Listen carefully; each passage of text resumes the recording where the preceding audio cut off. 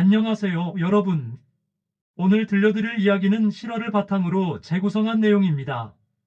한 남자의 절박한 선택과 그 선택이 가져온 예상치 못한 결과에 관한 이야기입니다. 2025년 10월 인천. 강민수는 34살이었습니다. 한때는 괜찮은 삶을 살았던 사람이었죠. 부천에 있는 중견 자동차 정비소에서 7년간 일했고 실력도 인정받았습니다. 손재주가 좋아서 어떤 차든 금방 고쳐냈고 특히 외제차 정비에 능했습니다.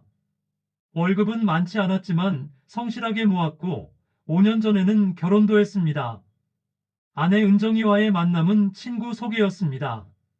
첫 만남에서부터 서로에게 끌렸고 6개월 만에 결혼을 결심했죠. 작은 빌라였지만 둘만의 보금자리를 꾸몄고 행복했습니다. 아내는 미용실에서 일했고 두 사람의 수입을 합치면 아이를 낳아 키우기에도 충분했습니다. 그러다 4년 전 민수의 인생이 흔들리기 시작했습니다. 정비소 동료들과 저녁을 먹다가 우연히 들른 오락실. 거기서 처음 슬롯머신을 접했습니다. 처음엔 단순한 재미였습니다. 10,000원, 20,000원 정도 넣고 즐기는 정도였죠. 그런데 어느 날 10만 원을 넣었다가 80만 원을 따냈습니다. 그날의 짜릿함을 민수는 잊을 수 없었습니다. 이거 대박이야. 방법만 알면 돈 벌 수 있어. 자신감이 생겼습니다. 주말마다 오락실을 찾았고 처음 몇 달은 운이 좋았습니다. 따는 돈이 잃는 돈보다 많았으니까요. 하지만 도박이란 게 원래 그렇습니다. 처음엔 따게 해주다가 나중엔 모두 빼앗아 가죠. 6개월 뒤 민수는 결혼 후 모은 전 재산 3천만 원을 날렸습니다. 아내는 몰랐습니다. 민수는 거짓말로 일관했죠. 회사에서 빌려간 거야. 다음 달 보너스 나오면 돌려받을 거야.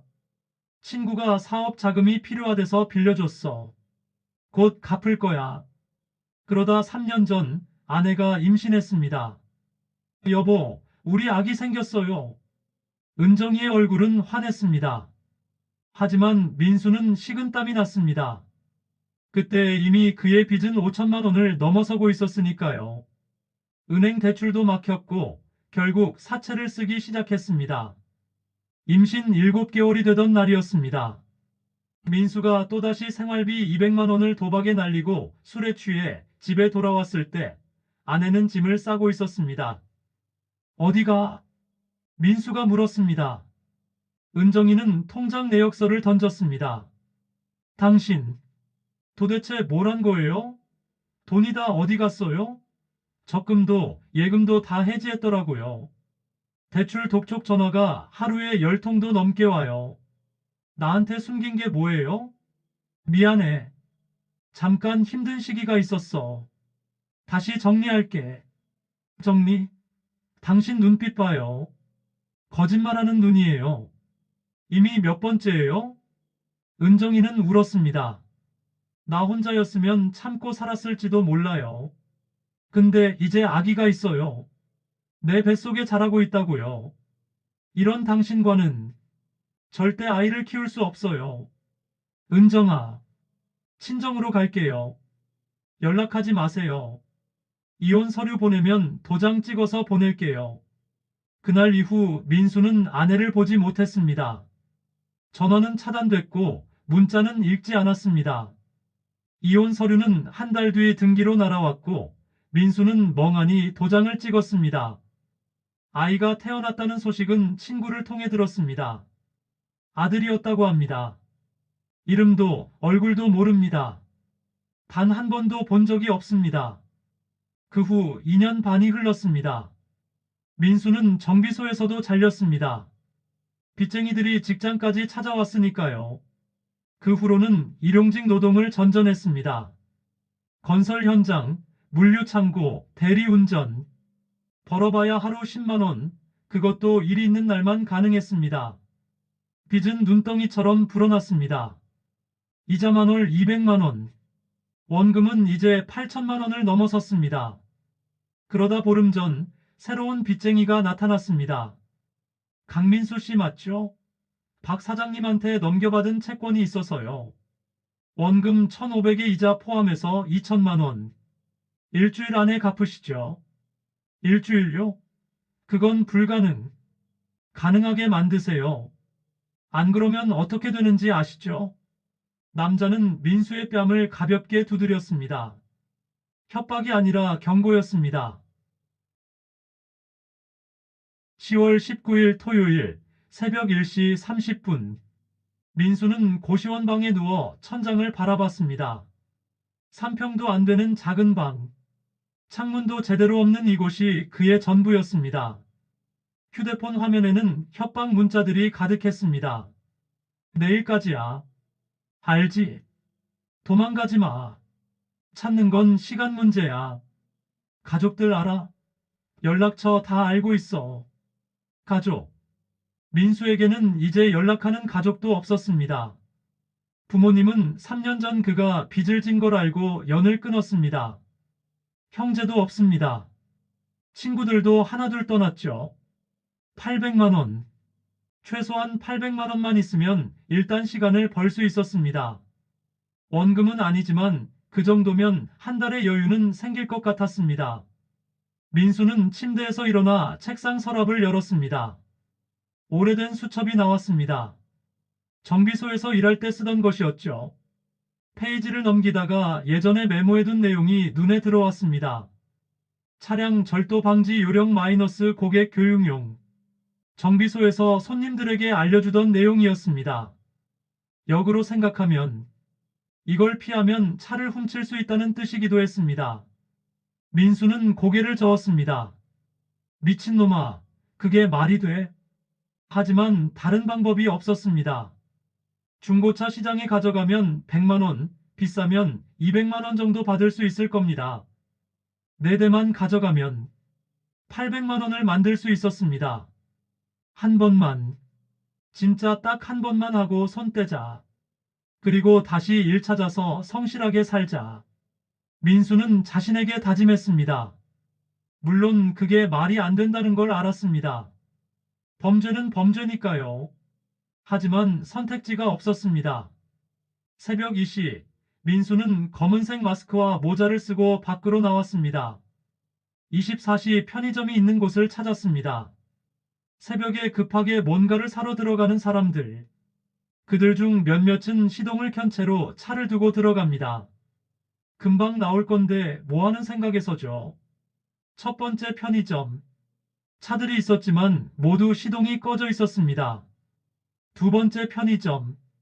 한 대가 시동을 켠 채 있었지만 안에 할아버지가 앉아 있었습니다.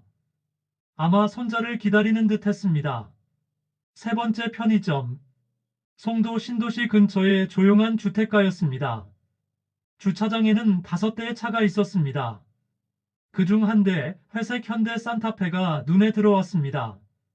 시동이 걸려 있었고 비상등만 깜빡이고 있었습니다. 민수는 심장이 쿵쾅거리는 걸 느꼈습니다. 손에 땀이 났습니다. 할 수 있어. 그냥 차만 가져가는 거야. 아무도 다치지 않아. 그는 주변을 살폈습니다. CCTV가 있었지만 모자와 마스크로 얼굴을 가렸으니 괜찮을 거라 생각했습니다. 편의점 안을 봤습니다. 한 여자가 아이스크림 냉장고 앞에서 뭔가를 고르고 있었습니다. 아마 차주인일 겁니다. 민수는 차에 다가갔습니다. 운전석 문손잡이에 손을 댔습니다. 열렸습니다. 진짜로 하는 거야? 마지막 망설임이었습니다. 하지만 민수는 차에 올라탔습니다. 컵홀더에는 스마트키가 그대로 있었습니다. 정말 쉬웠습니다. 너무 쉬워서 오히려 무서울 정도였습니다. 기어를 뒤에 넣었습니다. 서서히 엑셀을 밟았습니다. 차가 움직이기 시작했습니다. 주차장을 빠져나가 도로로 진입했습니다. 심장이 미친 듯이 뛰었습니다. 손이 떨려서 핸들을 제대로 잡기 힘들었습니다. 됐어. 성공했어. 백미러로 편의점을 확인했습니다. 아무도 쫓아오지 않았습니다. 이제 차를 끌고 알고 있는 중고차 딜러에게 가면 됐습니다. 새벽이지만 연락하면 나올 겁니다. 그런 시장은 24시간 돌아가니까요. 민수가 신호등에서 멈춰 섰을 때였습니다. 흥, 으, 뒷좌석에서 이상한 소리가 들렸습니다. 민수는 처음엔 자기 귀를 의심했습니다. 착각이겠지. 차 안에 자신 말고는 아무도 없으니까. 으아, 응. 하지만 소리는 계속됐습니다. 더 크게. 민수는 천천히 백미러를 봤습니다. 그리고 그는 모든 것이 멈춘 것 같은 느낌을 받았습니다. 뒷좌석에 카시트가 있었습니다. 그리고 그 안에는 작은 생명이 있었습니다. 아기였습니다. 20분 전 같은 편의점. 박지혜는 생후 8개월 된 딸 서연이를 뒷좌석에 재우고 차에서 내렸습니다. 서연이는 저녁부터 보챘습니다. 열도 조금 있는 것 같았죠. 해열제를 먹였는데도 계속 울었고 지혜는 밤새 아이를 달랬습니다. 남편은 야근 중이었습니다. 회계사인 남편은 결산 시즌이라 거의 집에 오지 못했습니다. 지혜는 혼자서 아이를 돌봤습니다. 밤 11시쯤 서연이가 겨우 잠들었습니다. 지혜는 안도의 한숨을 쉬었죠.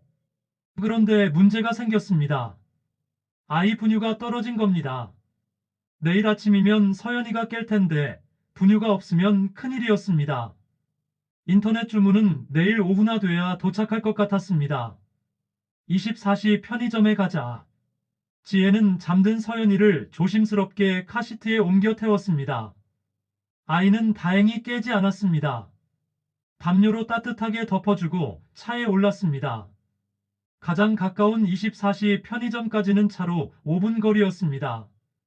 편의점에 도착했습니다. 주차장에 차를 세웠습니다. 아이를 내릴까 생각했지만 서연이가 너무 깊이 잠들어 있었습니다. 깨우면 또 울게 뻔했습니다. 금방 다녀오면 돼. 분유만 사면 되니까. 지혜는 시동을 켠 채로 비상등을 켰습니다. 차 문을 잠그고 편의점으로 들어갔습니다. 분유는 금방 찾았습니다. 선반에서 집어들고 계산대로 가려는데 문득 아이스크림이 생각났습니다. 며칠 전 남편이 요즘 스트레스 받는데 아이스크림 먹고 싶다고 했던 말이 떠올랐죠. 지혜는 냉장고 쪽으로 갔습니다. 어떤 걸 살까 고민했습니다. 남편이 좋아하는 민트 초코 맛이 있나 찾았습니다. 아마 3분쯤 걸렸을 겁니다. 아이스크림과 분유를 들고 계산대로 가는데 밖에서 차 소리가 들렸습니다. 지혜는 무심코 창밖을 봤습니다. 그리고 그녀는 얼어붙었습니다. 자신의 차가 움직이고 있었습니다. 뭐야? 지혜는 물건을 계산대에 내던지고 밖으로 뛰어나갔습니다. 저기요. 제 차예요. 멈춰요. 하지만 차는 이미 도로로 빠져나가고 있었습니다. 순식간이었습니다. 지혜의 머릿속이 하얘졌습니다. 서연이, 서연이. 다리에 힘이 풀렸습니다. 주저앉을 뻔했지만 정신을 차렸습니다. 떨리는 손으로 휴대폰을 꺼냈습니다. 112를 눌렀습니다. 여보세요. 112 신고센터입니다. 제 차가 도난당했어요.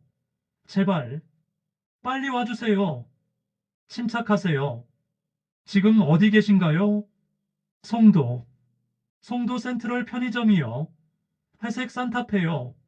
차 번호는 34나 8756이요. 알겠습니다. 차량 도난 신고 접수하겠습니다. 경찰이 곧 도착. 아니에요. 그게 아니라 제 딸이요. 제 딸이 차 안에 있어요. 네. 차 안에 아이가 있다고요? 네. 생후 8개월이요. 뒷좌석 카시트에 자고 있었어요. 제발 빨리 찾아주세요. 지혜의 목소리는 울음으로 갈라졌습니다. 지금 바로 긴급 출동 지시하겠습니다. 차량 번호 다시 한번 확인해 주시겠어요? 34나 8756이요. 회색 사타페. 제발, 제 딸을. 지혜는 무너졌습니다. 길바닥에 주저앉아 울기 시작했습니다. 편의점 직원이 놀라서 나왔습니다. 손님, 괜찮으세요? 제 차, 제 아기가 차 안에 있는데 누가 차를 가져갔어요. 직원도 창백해졌습니다. 제가 CCTV 확인해 볼게요. 직원은 급히 안으로 들어갔습니다. 지혜는 휴대폰을 다시 집어들었습니다. 남편에게 전화를 걸었습니다. 2번, 3번 신호가 갔습니다. 받지 않았습니다. 회의 중인가 봤습니다. 여보, 제발 받아. 4번째 신호 끝에 남편이 받았습니다. 여보, 미안 회의 중인데. 여보, 서연이, 서연이가. 지혜는 울음에 말을 잇지 못했습니다. 뭐, 무슨 일이야? 서연이가 왜? 차를, 누가 차를 가져갔어? 서연이가 차 안에 있었는데. 전화 너머로 의자가 넘어가는 소리가 들렸습니다. 지금 뭐라고 한 거야? 서연이가 어디 있다고? 차 안에. 차를 도난당했어. 서연이가 차 안에 있었다고. 지금 어디야? 내가 지금 바로 갈게. 남편의 목소리도 떨리고 있었습니다. 그때 경찰차 사이렌 소리가 들렸습니다. 민수는 도로 한쪽에 차를 세웠습니다. 급브레이크를 밟는 바람에 차가 덜컹거렸고 뒷좌석에서 아기의 울음이 터져 나왔습니다. 으앙, 으앙. 민수는 뒤를 돌아봤습니다. 분홍색 원피스를 입은 여자아기였습니다. 얼굴은 울음으로 빨개져 있었고 작은 주먹을 쥐고 흔들고 있었습니다. 생후 몇 개월인지 아마 1년도 안 된 것 같았습니다. 제발, 울지 마. 민수의 목소리가 떨렸습니다. 아기는 민수를 쳐다봤습니다. 낯선 사람을 본 아기의 눈이 더 크게 떠졌고 울음은 더욱 커졌습니다. 으앙! 민수는 패닉에 빠졌습니다. 어떻게 해야 할까요? 아기를 달래본 적이 없었습니다. 자신의 아이도 만난 적이 없으니까요. 제발, 조용히 해줘. 제발. 하지만 아기는 계속 울었습니다. 차 옆을 지나가던 차들이 이상하게 쳐다봤습니다. 한밤중에 길가에 차를 세워두고 아기가 우는 건 의심스러운 상황이었습니다. 민수는 급히 다시 운전을 시작했습니다. 어디로 가야 할까요? 중고차 들러. 아니, 아기를 데리고 갈 수는 없었습니다. 어떻게 하지? 어떻게 해? 머릿속이 하얘졌습니다. 신호등에 멈춰 섰습니다. 옆 차선의 택시 기사가 이상한 눈으로 쳐다봤습니다. 아기 울음소리가 창문 밖으로도 들릴 정도였으니까요. 민수는 식은땀을 흘렸습니다. 내가 지금 뭘 하고 있는 거야? 카시트 옆에는 아기 가방이 있었습니다. 분홍색 가방에 곰돌이 그림이 그려져 있었습니다. 우유병도 보였고 기저귀도 있었습니다. 한쪽에는 작은 액자가 있었습니다. 아마 햇빛 가리 개용으로 붙여둔 것 같았는데 거기에는 가족 사진이 있었습니다. 젊은 부부와 아기 모두 웃고 있었습니다. 행복해 보였습니다. 민수의 가슴이 무너져 내렸습니다. 나는 지금 이 사람들의 아기를 데리고 갑자기 구역질이 났습니다. 차를 다시 세웠습니다. 문을 열고 밖으로 나가 헛구역질을 했습니다. 아기는 여전히 울고 있었습니다. 민수는 차에 다시 올라탔습니다. 백미러로 아기를 봤습니다. 아기의 눈이 자신을 똑바로 쳐다보고 있었습니다. 그 눈빛. 민수는 그 눈빛을 알고 있었습니다. 두려움. 자신을 지켜줄 사람을 찾는 눈빛. 3년 전이 떠올랐습니다. 은정이가 뱃속에 아기를 쓰다듬으며 말했던 것이 기억났습니다. 여보, 우리 애기 태동이 느껴져요. 여기 손 대봐요. 민수가 손을 댔을 때의 그 느낌. 작은 생명이 자신을 차고 있다는 것. 그것이 자신의 아이라는 것. 남자아이래요. 이름 뭐로 지을까요? 준서. 준서 어때? 높이 날 준, 씻어서. 좋아요. 우리 준서. 하지만 민수는 준서를 한 번도 보지 못했습니다. 자신의 잘못 때문에, 그리고 지금 다른 누군가의 아기를 위험에 빠뜨리고 있었습니다. 미안해, 미안해. 민수는 핸들에 이마를 기댔습니다. 아기의 울음소리가 점점 약해졌습니다. 아마 울다 지친 모양이었습니다. 흐느끼는 소리만 들렸습니다. 민수는 결심했습니다. 돌려줘야 해. 당장. 하지만 어떻게요? 경찰서에 데려다 줄까요? 그러면 자신은 바로 체포될 겁니다. 차량 절도범으로. 그래도 돌려줘야 해. 민수는 유턴했습니다. 다시 편의점으로 향했습니다. 가는 동안 아기를 백미러로 계속 확인했습니다.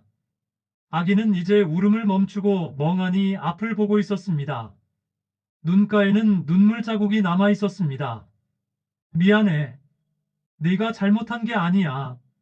아저씨가 나쁜 사람이야. 민수는 자신에게 말하고 있었습니다. 편의점에 도착했을 때 경찰차 2대가 와 있었습니다. 청색 경광등이 돌아가고 있었습니다. 한 여자가 경찰과 이야기하고 있었습니다. 울고 있었습니다. 아마 차주인일 겁니다. 민수는 그 광경을 보며 멈칫했습니다. 들어가면 바로 체포될 거야. 하지만 아기는 엄마에게 돌아가야 했습니다. 민수는 심호흡을 했습니다. 그리고 천천히 편의점 쪽으로 차를 몰았습니다. 여자가 차를 봤습니다. 처음엔 멍한 표정이었습니다. 믿을 수 없다는 듯이. 네, 내 차. 그녀는 뛰어오기 시작했습니다. 서연아, 서연아. 민수는 차를 세웠습니다. 급브레이크를 밟았습니다. 경찰들도 총을 빼들며 다가왔습니다. 차에서 내려. 손 보이게 천천히. 민수는 차에서 내렸습니다. 손을 들었습니다. 죄송합니다. 한 경찰이 민수를 차에 밀어붙이며 수갑을 채우려고 했습니다. 하지만 그때 여자가 뒷좌석 문을 열었습니다. 서연아. 박지혜는 아기를 카시트에서 빼안았습니다. 아기는 엄마를 보자마자 다시 울음을 터뜨렸습니다. 으앙. 서연아. 괜찮아. 엄마 여기 있어. 괜찮아. 지혜는 아기를 꼭 안고 주저앉았습니다. 둘 다 울고 있었습니다. 경찰이 민수에게 말했습니다. 당신 지금 차량 절도와 유괴로 체포하겠습니다. 묵비권을. 아니에요. 지혜가 소리쳤습니다. 이 사람이 제 차를 돌려준 거예요. 제 아기를 데려다 준 거예요. 경찰은 혼란스러워 보였습니다. 하지만 차를 훔친 건 사실 아닙니까?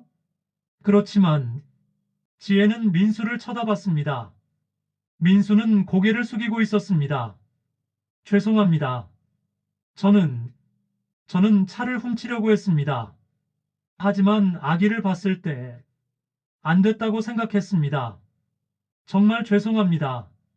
이정우 형사가 도착했습니다. 상황을 파악한 그가 민수에게 물었습니다. 왜 훔쳤습니까? 빚이 있었습니다. 빚 때문에 차를 훔치려 했다? 그런데 아기가 있어서 돌려준 겁니까? 네. 형사는 한숨을 쉬었습니다. 차에 타십시오. 서에 가서 조사받으셔야 합니다. 민수는 경찰차에 올랐습니다. 지혜는 아기를 안고 그를 쳐다봤습니다. 복잡한 감정이 교차했습니다. 분노, 안도, 혼란. 민수는 창문 너머로 그녀를 봤습니다. 정말 죄송합니다. 그것이 그가 남긴 마지막 말이었습니다. 경찰서에서의 조사는 길었습니다. 민수는 모든 것을 솔직하게 털어놨습니다. 도박 빚, 절박한 상황, 그리고 순간의 잘못된 선택. 아기를 보는 순간 제정신이 아니었다는 걸 깨달았습니다. 저도 아이가 있었거든요.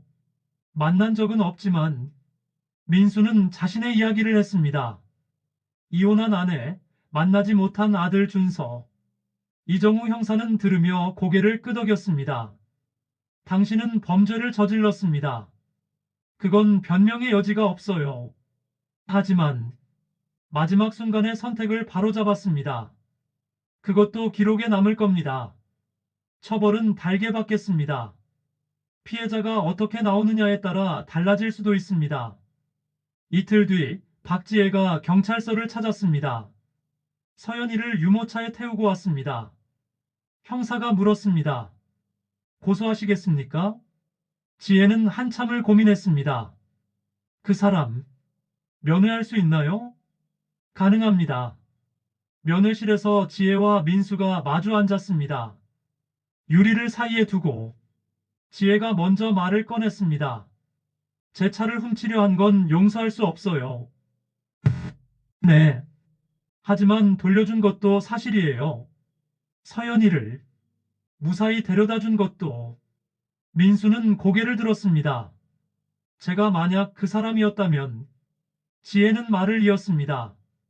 아기를 보고도 그냥 갔을지 모르겠어요. 아니, 더 나쁜 짓을 했을 수도 있어요. 당황해서 저는 당신은 돌아왔어요. 경찰이 있는 걸 알면서도 그건 용기였어요. 지혜의 눈에 눈물이 맺혔습니다. 저도 힘들 때가 있어요. 애기 키우면서 남편은 바쁘고 저는 혼자고 가끔은 왜 이렇게 힘들까 생각하기도 해요. 하지만 서연이를 보면 다시 힘이 나요. 부러워요. 민수가 작게 말했습니다. 저도 아이가 있어요. 준서라고. 하지만 한 번도 본 적이 없어요. 제 잘못으로 가족을 잃었거든요. 이제라도 늦지 않았을 수도 있어요. 글쎄요. 지혜는 가방에서 서류를 꺼냈습니다. 고소 취하서예요.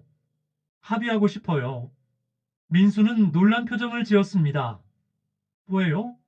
저는 범죄자인데. 당신은 잘못을 바로잡았어요. 그리고 당신도 도움이 필요해 보여요. 감옥에 가는 것보다 치료받고 다시 시작하는 게 나을 것 같아요. 감사합니다. 정말. 민수의 목소리가 떨렸습니다. 대신 조건이 있어요. 지혜가 말했습니다. 도박 중독 치료 받으세요. 그리고 아들을 찾아보세요. 늦었다고 생각하지 말고. 민수는 고개를 끄덕였습니다. 며칠 후 민수는 기소유예 처분을 받았습니다. 피해자의 탄원과 범행 후 자진 반환 등이 고려됐습니다. 대신 도박 중독 치료 프로그램 이수와 사회봉사 명령을 받았습니다. 2026년 4월 민수는 인천 중독자 회복지원센터에 다니고 있었습니다. 주 3회 상담을 받았고 집단 치료 프로그램에도 참여했습니다. 쉽지 않았습니다. 도박 욕구는 여전히 올라왔습니다. 하지만 매번 그럴 때마다 그날 밤이 떠올랐습니다. 뒷좌석에서 울던 아기, 그리고 자신이 잃어버린 가족. 일도 구했습니다. 작은 정비소였지만 사장님이 그의 사정을 듣고 기회를 줬습니다. 한 번만 믿어보겠습니다. 다시는 이상한 짓 하지 마세요. 감사합니다. 성실하게 일하겠습니다. 그리고 어느 주말 민수는 용기를 내서 전화를 걸었습니다. 3년 만이었습니다. 여보세요? 은정이의 목소리였습니다. 나야. 침묵이 흘렀습니다. 무슨 일이에요? 차가운 목소리였습니다. 준서. 한 번만 볼 수 있을까? 왜요? 이제 와서? 미안해. 정말 미안해. 나 많이 변했어. 치료받고 있어. 도박도 끊었고. 그게 제가 왜 믿어야 하는데요? 믿어달라는 게 아니야. 그냥 아들 얼굴만 한번 보고 싶어. 은정이는 한참 침묵했습니다. 다음 주 토요일 어린이 대공원 정문 앞 2시. 정말 단 한 번이에요. 그 이상은 약속 안 해요. 고마워. 정말 고마워.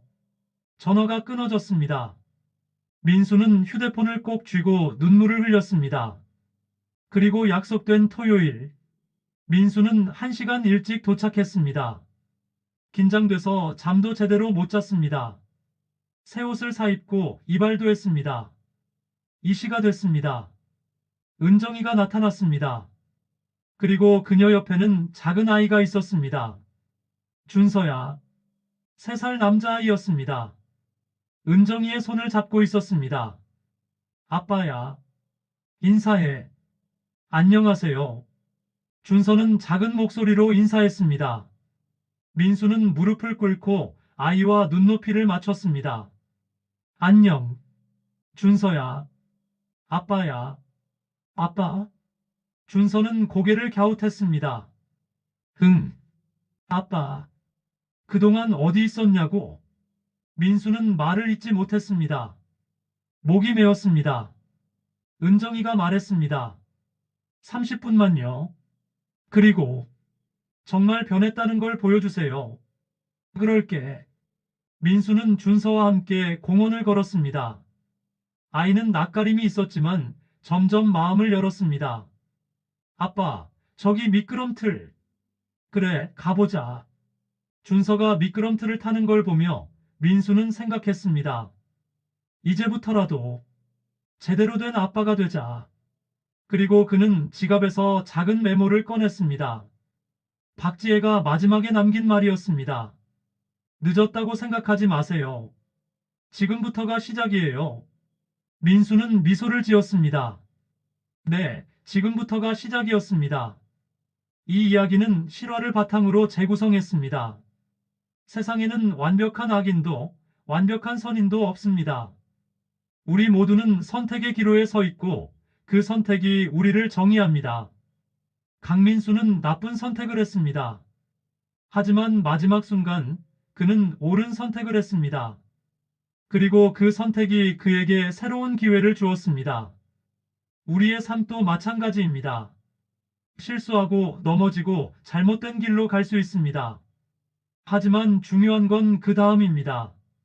다시 일어설 용기, 바로잡을 의지. 그것이 우리를 진짜 사람으로 만듭니다. 이 이야기를 들으시는 모든 분들이 어려운 순간에도 옳은 선택을 할 수 있는 용기를 가지길 바랍니다. 감사합니다.